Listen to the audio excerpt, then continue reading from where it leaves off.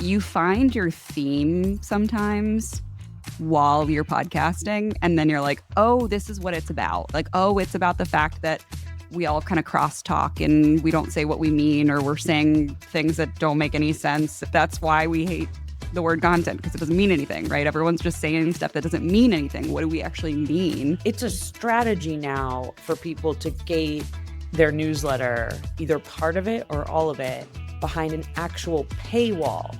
People build businesses off of that. And so I'm like, why are we still talking about gating content? I think it's so random. I'm Margaret Kelsey. And I'm Devin Bramhall. And this is Don't Say Content, a show created in partnership with Share Your Genius. Okay, there's like sand on my computer.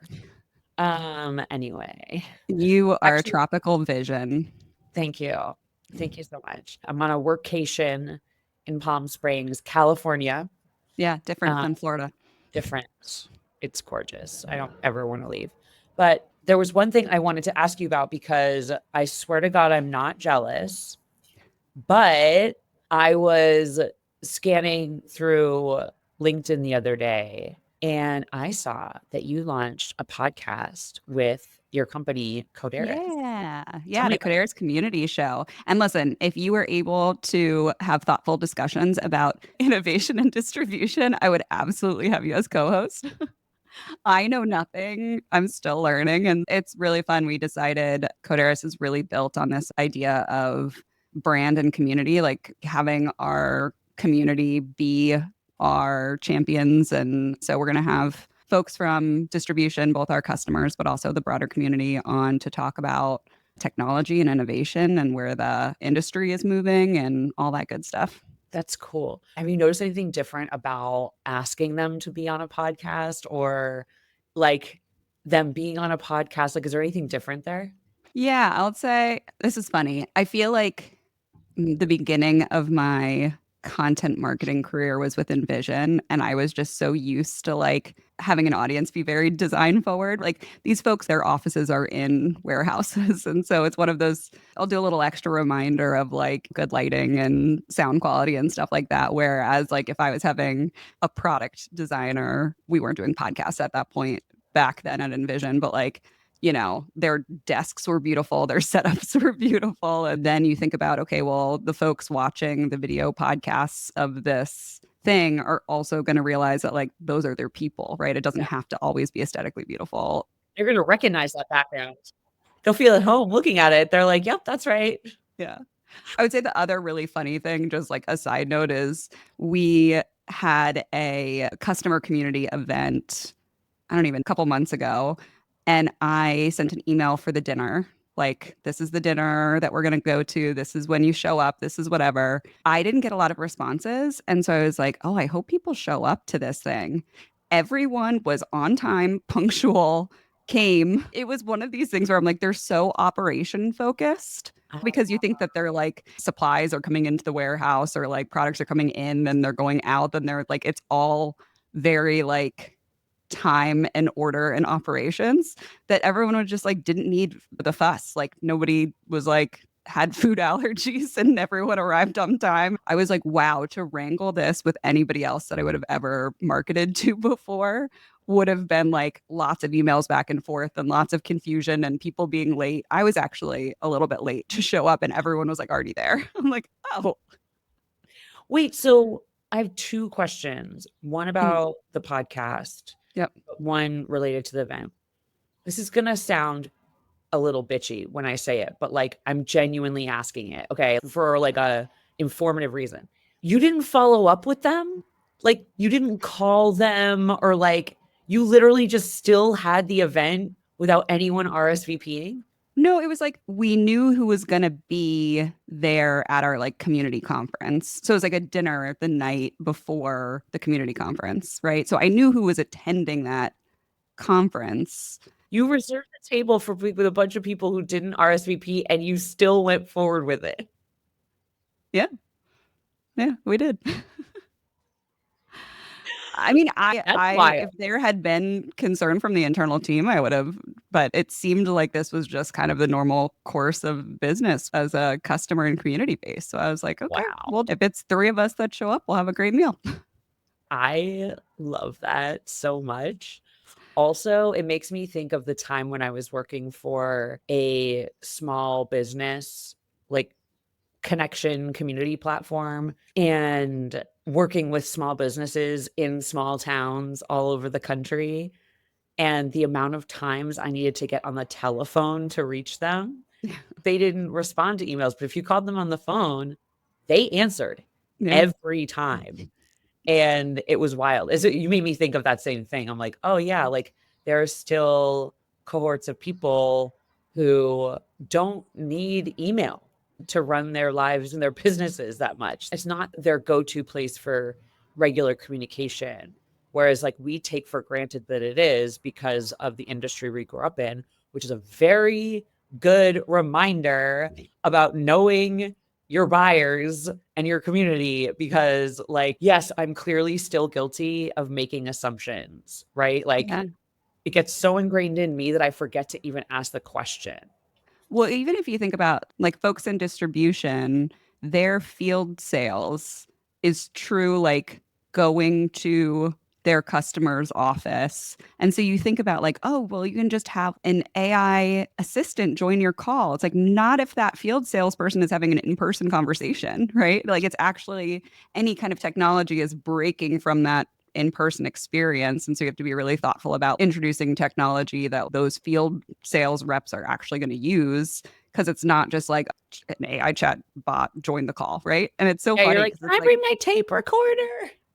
right? So wait, going back to the podcast, like what's the strategy? Like why did you launch it from like a strategic standpoint? We're definitely in this, if it's don't broke, don't fix it marketing strategy of our customers have always been the majority of our source of leads. It's just happy customers talking to prospects. And even one time it was a prospect that sent us another prospect. And so we really understand that, especially with this audience and customer base, they're already very community driven, which is, and for the ERP has a user conference that is called Tug every year. Tony, the CEO, like not warned me, but gave me a heads up of like, folks have been going to this conference and have known each other for like decades. So it's like a family when you walk in. And I was obviously the odd one out that had never been there and never met anyone or whatnot.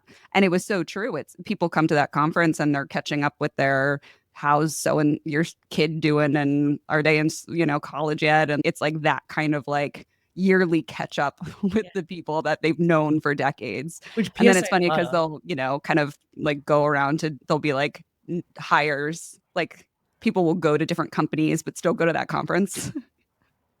When you started that, I heard you say N for the ERP. And I was like, what? I I know. thought I heard you wrong. I was like, this is a So big classic. enterprises actually have this thing called an ERP that they run their business off of. So N4 is a company. Yeah, N4, INFOR. It's an ERP company. And Yeah. what's an ERP? Enterprise Resource Planning. It's a software system that helps organizations like SAP, Oracle, NetSuite. Those are all ERPs. So Enterprise Resource Planning. It's pretty much like the data brain of the Yeah. business, where it like logs all transactions and all. So for distribution, you imagine you have all of the purchasing transactions from manufacturers and other distributors. And then you Yeah. have all the selling transactions. You have all the pricing in there if the pricing needs to Once you said change. Oracle and SAP, I was like, I got you. Yeah. So, strategy of the podcast is really like, how do we find and create community through everything that could be traditionally a quote unquote marketing channel? It's like, how do we just use those things as ways to connect our customers and the broader distribution community together in a way that is helpful, right? And I think even like our business model is a little bit different than a traditional software platform company where we've always additionally sold engineering services to our customers, and they can use those services to build different features and products in the platform that they need. And then we give that and roll that free out to every customer, and we release every 7 days. And so the idea too is like it's a community driven, customer driven, even product development process. And so there's all these places where now, if we can get the community to talk to each other, maybe a bunch of distributors actually need the same kind of product or feature, but it might be too expensive for one of them to fund to build themselves. So can we actually connect a whole bunch of them together to be able to then build that product or feature or service, knowing that then everyone else on the platform will get that for free, which is super cool. So this idea of like, can even the podcast be a place of community conversation around different things that are happening in the industry, and then people hopefully listen to it and number one, feel less alone if they're experiencing that problem too, but number two, maybe get some like insightful ways that they can be solving it internally. Does your community listen to podcasts? Like, is that a place We're to going to reach? find out. Wow. This is great. I love this give no fucks version of Margaret where she's like, listen, I'm I'm a type B marketer. yeah, you're like, I'm going to hold a dinner and I'm not going to worry if anyone comes or not. And I'm also going to come late. And then like, I'm going to start a podcast and I have no clue if anyone even knows what a podcast is, but like, let alone listens to one, but like, I'm doing it anyway. Yeah. Because I think before we started recording and we were starting to talk a little bit about this, it's like, I know that they watch YouTube videos because our product videos on YouTube are very well watched. And so it's like, well, maybe they'll watch it there, right? Who's to say that it has to be on a podcasting platform? Watch it on YouTube. That's actually really smart. We are, yeah. Yeah, we Yes. have the first two episodes are live on the podcasting platforms, and then we're going to get the YouTube playlist set up for the two that we have the videos of. We just haven't put Yeah, I them was on going to YouTube say, yet. I'm like, if you already know that they're on YouTube, like, you could really even be this down even more by just saying we're only going to do it on YouTube and Yep. let the demand require additional work, you know. And it's not that it's that much work to just put on other platforms these days because Oh my gosh, Transistor.fm, shout out. yeah, they just do it for you. But still, there's like a whole strategy to YouTube itself in terms of the way that I just like got a deep dive in from Finn McKenty. Thank you, Finn. I was like, oh wow, like this is just his own strategy ecosystem and it's like very specific to YouTube. So I was like, oh, you can just optimize for the one. And like if that's where your people are, it's like, why do you even have to bother with anything else? Right. Yeah. So, how I've been thinking about it too, and I know that you're like, this is very like lackadaisical Margaret over here, but I think what it is, Coderis built products for 10 years without really having any marketing at all. And we're very much doing like a V1 of a marketing strategy, right? And a V1 of a marketing strategy is like, let's try some stuff and see what sticks, right? Like based on the data points of what we have, knowing our customer base. And thankfully, I will say, they built for 10 years with a specific customer in mind and built for them and with them. And so I don't have to deal with that thing that a lot of marketers do right now, especially in like VC backed tech companies of like marketers find us our market, right? Bring us around and find who we can sell this to.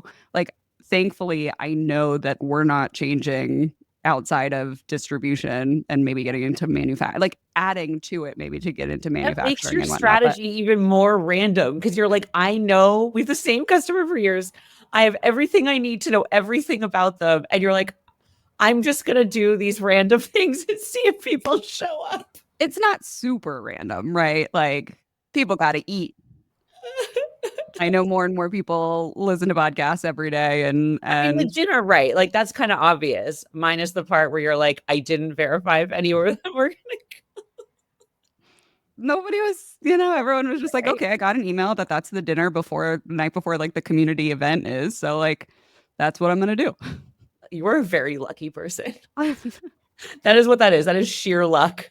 Yeah, it might be. You know what you're reminding me of is the olden days of podcasting when like you just used to launch a podcast and there were benefits to that, but there were also like non-benefits to that. Like you can't really do that anymore, right? Which is why folks like Share Your Genius are so important because like our show could have just gone into the ether. You know, it's not enough to make a show and consistently post. I know several people who have launched shows who have like hundreds of episodes and not that many listeners. Like eventually you need a strategy for the most part to launch a show, unless like you're already famous, you're Codaris, like whatever. Like there's definitely exceptions to that rule. But I remember like with animals, Jimmy just like launched a podcast one day, and then there was no planning. We would just get on and record, really.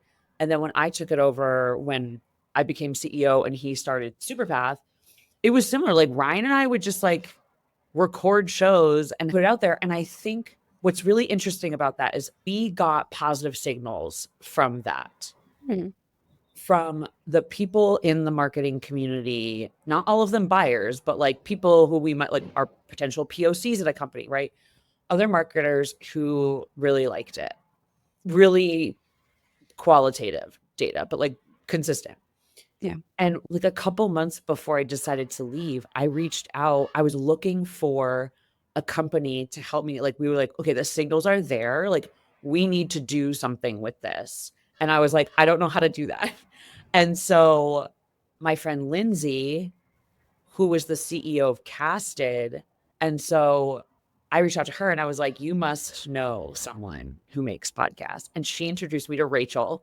And I was going to hire Rachel to put the actual like strategy and production on our show. I started that process. We were doing it. Locked in. And then I had to ghost her because you can't like, once you the decision, you gotta like, you can't tell anyone. So I had to like ghost her for like many weeks. And then you were there for this story, and probably everyone's heard us tell this a million times, but that's actually how like it was doing it that the way that you're doing a podcast right now, which is like we just like did a show, we tested it out, and when we got a positive signal, that's when we were like, hey, Rachel, like come help us.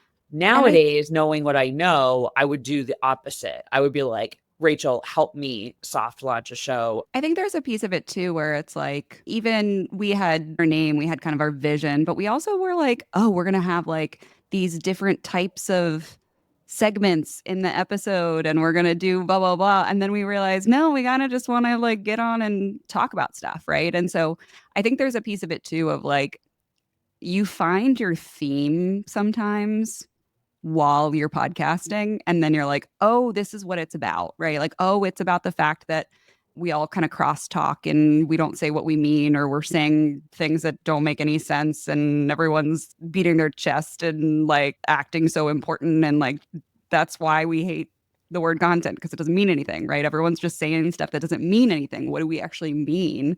But I know that we had that name, but I don't know if we really understood that that was the theme of it until we really had a bunch of episodes and we're like, oh, like that's what we're talking about now. We had many docs in the beginning where we were brainstorming around like what this was about. It wasn't like we just picked the name and went with it. Like we did think it through. Yeah. And we did in our own way have a process for thinking it through that day. Like we were intentional about it, because the whole thing that was mattered to both of us was there were a lot of marketing podcasts out there already. Yeah.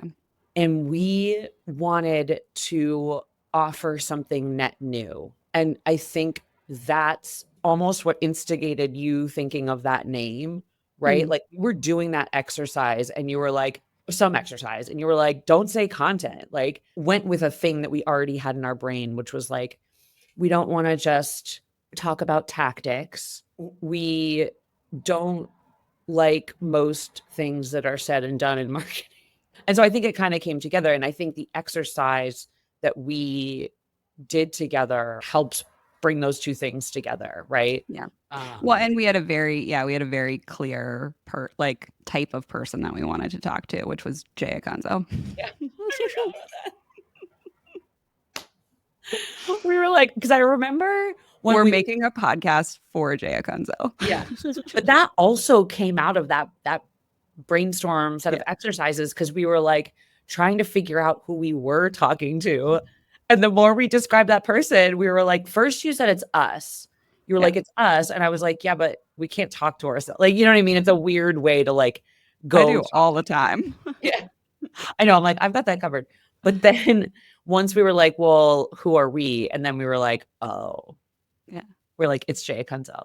It's Jay Akonzo. And then we could describe exactly. We're like, Jay has had it too. Like Jay is like, stop all but of you. fiercely creative and has a lot of like desire to have good storytelling and understands like craft and Well, he has a way, right? Like yeah, he isn't just anti, he's pro something else fundamentally. yeah, Right. And behind the scenes, right, when we talk to Jay, like obviously it goes back and forth between I hate this and this is what, but he's fundamentally pro something, which makes him anti these other things or just like not pro those other things. And I think that there's a point in your career where like that stance, right? Like your stance on what you're pro and what you're not is a little more like sophisticated and a mm, little more complex and interesting because you've had all these experiences and you kind of like understand the system a little better. And so it's not like, oh, you're not like, oh my God, nobody should gate content. You're like, oh, I fundamentally believe that taking a community approach to growing companies works for all these nuanced ways. And yeah, here's how, like, right. And yeah. so, And if you want to gay content, you have to think about these pros and these cons. And then the alternative is true. So you just have to make the wisest decision. But like having like a big anti splashy statement just to be like, I actually like never cared about this argument because I think it's irrelevant. Yeah, it's completely irrelevant because it's too broad. because Like, also there's, what content? yeah, like, I recently, while I was researching for my book, one of those like actual research sites, not like a fake one, like, I submitted multiple forms. I was like, I don't care. I want this asset and I don't have thousands of dollars a month to pay for a subscription to get this.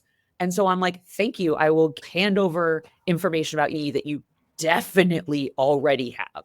Like the internet has made sure that you Yeah. know everything about me If already. you have This is Clearbit, yeah, you know everything about me. yeah, like this is redundant on so many levels, but I'm like, Yeah. have it, right? And also on the flip side, thinking about this like newsletters, for example, I'm like, it's a strategy now for people to gate their newsletter, either part of it or all of it, behind an actual paywall. And like people build businesses off of that, Yeah. right? And so I'm like, why are we still talking about gating content? I think it's so random. Also, I've seen how it works and nobody minds. Yeah. Like Cisco did that. I think we ran like this whole campaign and everything went back to this like landing page. Everything was fine. Like nobody was harmed in the execution of this campaign. And there was real genuine value on the other side. And same with me. I'm like, thank you, Gardner. I needed that stat to cite in my book. You want to know the silliest thing that always still gets me though? Yes. When marketers will email their email list and that email takes the person to a page where there's an email gate where they have to put in their email. No. It happens all the time. I can't tell you how many times Oh I've my like God. reviewed a campaign and be like, why aren't you just emailing them the asset? You have their email. Oh, so you've already submitted information to get this asset, Yeah, and it's the like so email that you get marketers are like, oh, we have this like gated asset that we're gonna promote. Let's make an email for it. And then the email goes to the landing page where then they have to submit their email address. You know what I mean? I'm like, first of all, if you're using any sort of marketing CRM and sending emails, you can see if the person opened it. So like you'll know if they actually like cared enough to look at the asset that you're sending. they could run a mini campaign for people who requested to download it, got the email with the asset in it, and like didn't open it, right? You could be like, Yeah. oh, hey, here it is again, or here's an excerpt from it in the email, or whatever it is. The thing about it leading them back to a page is that it's problematic too, because if there isn't like a thingy on that page that knows they already submitted their email, which now is more likely because people can decide their like crummy footprint or whatever. Cookies. Cookie, there we go. Thank you. There's a Crummy world in footprint. which Crummy footprint. there you I go. love it. I love It's it. like the page might not be like they may not be able to detect it, in which case their fundamental flaw was the approach in the first place. Right? It's like you have to make sure that you should never drive a person First of all, there's so many dumb mistakes in there. I like now that I'm like, the more I think about it, I'm like, this is dumb. People are like, a marketing campaign has emails in it, so let's just email our email list. It's like one of those circular logic things where you're just like, what are we doing? Why are we doing this? One thing that we used to do at Help Scout when we were doing webinars, it was actually kind of cool because it was like it led the top of funnel team. And we had a mid funnel and a bottom funnel team, which is sales. And even though I hate funnels, this worked like a first, this, and that kind of thing. And so, like, the three stages worked together to create this webinar plan overall.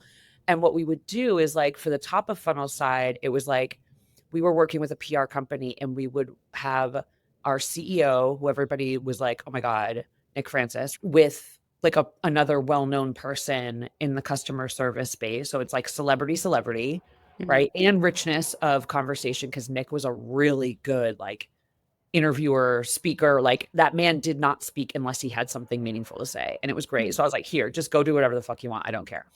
And so, like, for me, this is a bring the people here opportunity with the fact that Nick was on it, celebrity was on it. There was a lot I could do both before and after in terms of like using those marketing assets. And so we were able to bring the people there.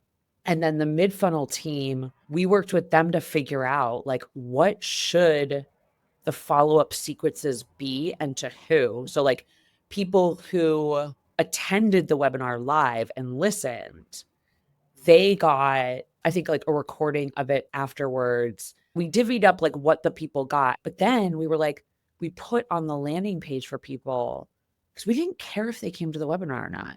Yeah. The webinar was just topical to get them there, right? And the right people. So we were like, even if you can't attend, like, give us your email and afterwards we'll send you this PDF or whatever with some kind of like instruction, step by step, blah, blah, blah, like true value thing. And so then based on that, if they opened that asset or something, we had all perfectly orchestrated that. Then Tim, who was running sales, he had a follow-up point for different, you know what I mean? And like Yeah. we'd really mapped it out. And it, honest to God, wasn't that complicated. Like there weren't many branches of the tree here. Yeah. Like if you were to zoom out, you'd look at me like line, break, break.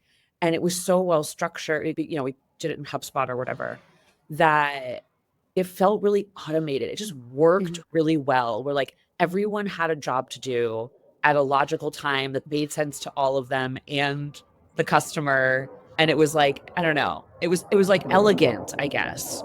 And I feel like sometimes when we talk about the customer journey now, it gets so complicated and there's so many branches. And it was this way at Cisco too. They were like, I remember the woman who hired me, who was the head of the department at the time, she was kind of saying the same thing. She's like, we need to make this like simpler, Yeah. right? So, Yeah. You don't need so much logic branching and so many different things. It's like pop no. out, yeah, like some kind of mid funnel thing that like is the true problem that your product solves for. And if they engage with that, they're probably likely experiencing the problem. And so you can probably reach out and help. Yeah. And Yeah. also, like, depending on your buyer, Mm. maybe sales doesn't even make sense. Like maybe this is the start of relationship building where you're like, it doesn't even go that far down to sales. Like that made sense for us back then. But like, you Yeah. know, I keep thinking about this LinkedIn post that I shared like 2 weeks ago, and it was about getting buy-in for your marketing strategy. And it was a typical like Devin rant. But I got a bunch of people messaging me in LinkedIn being like, oh my gosh, like this is my exact problem. Do you have more advice on this? Mm. And if I was a brand like trying to have a business purpose about this, right? It's like 2 weeks later. I didn't even post this week because I didn't have time. I still got like two messages yesterday from people who were like, oh, OMG. And like, do you have more advice? And all I did was like rant about something. I mean, I didn't rant. It was meaningful and intentional and all that. But the conversation itself is valuable because these people, even if they had wanted to talk to me before, like this has happened to me where I'm like, I want to reach out to this person. But I don't know what I like, what to ask them besides like, hi, I want to know you as a person. Right. Yeah. And so sometimes that activity alone just gives them a reason to reach out, which I think is cool. Yeah.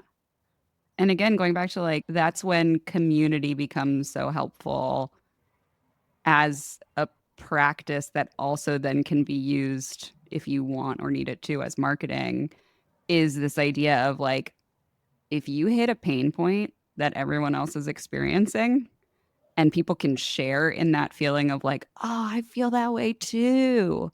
Like that's powerful, right? Like I just keep coming back to that. I think that most companies should consider community as a business strategy because I think Yeah, there's just imagine how so much much there. this is literally like researching my book has been fascinating because I was like, I've been doing the same thing my entire career, even starting from a point where I didn't actually know marketing. I just got myself a job doing it.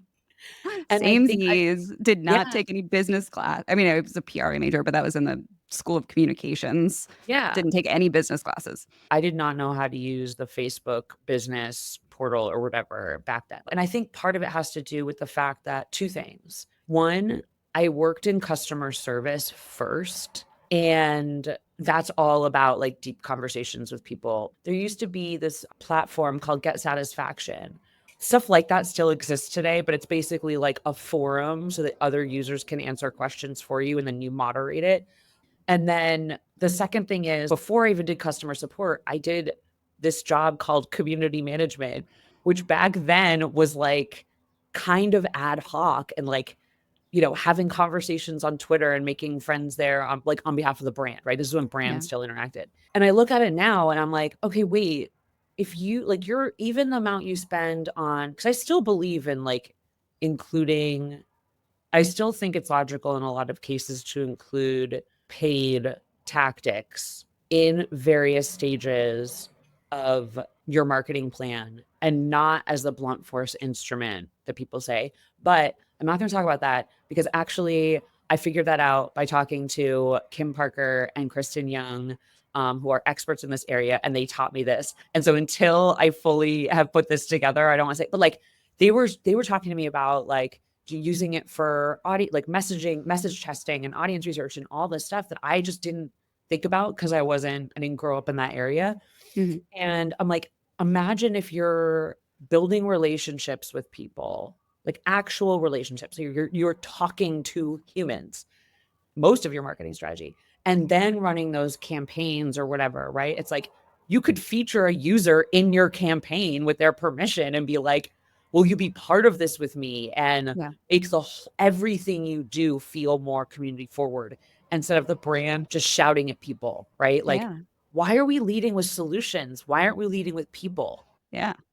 And people that have problems that make other people feel seen and heard and valid, that other people exist. I think that's a big human thing of like any problem that we're dealing with, whether it's personal, professional, whatever, we have this fear of like, oh God, I'm the only person dealing with this problem. And it's like the more that you can share those things, the more people are like, oh, yeah, okay. And then that gives them the confidence to actually look for a solution or start talking about different ways to solve it. I'm thinking about even like personally how many times that I'm like, don't even realize that I need a solution until I start talking about my problem. And I'm like, oh, yeah, I need to probably figure that out.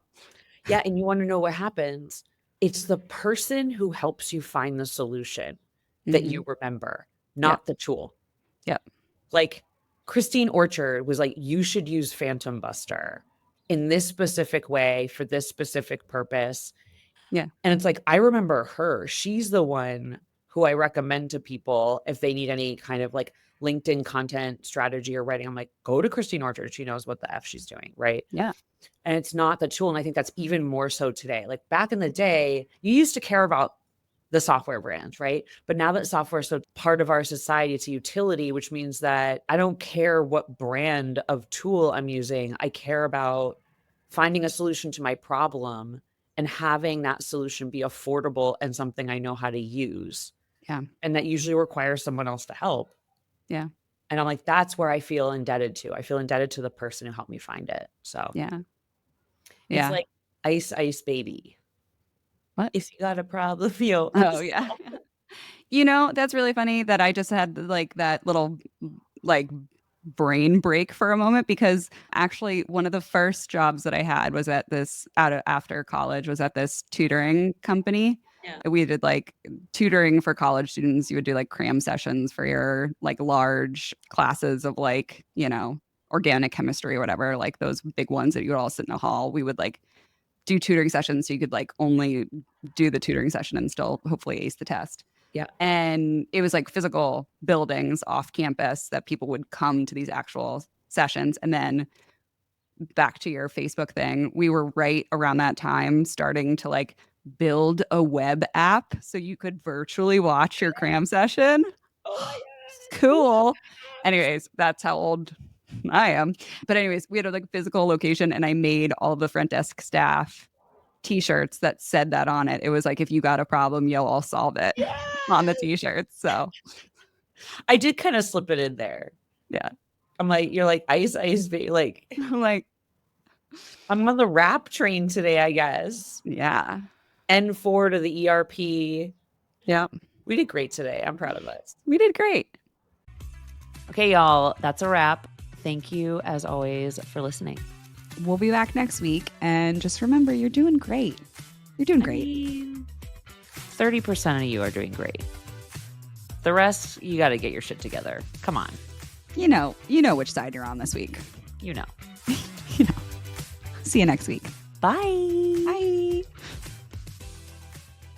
Well, I'm going to go finish that bowl of cereal. That's probably mush now, but Oh.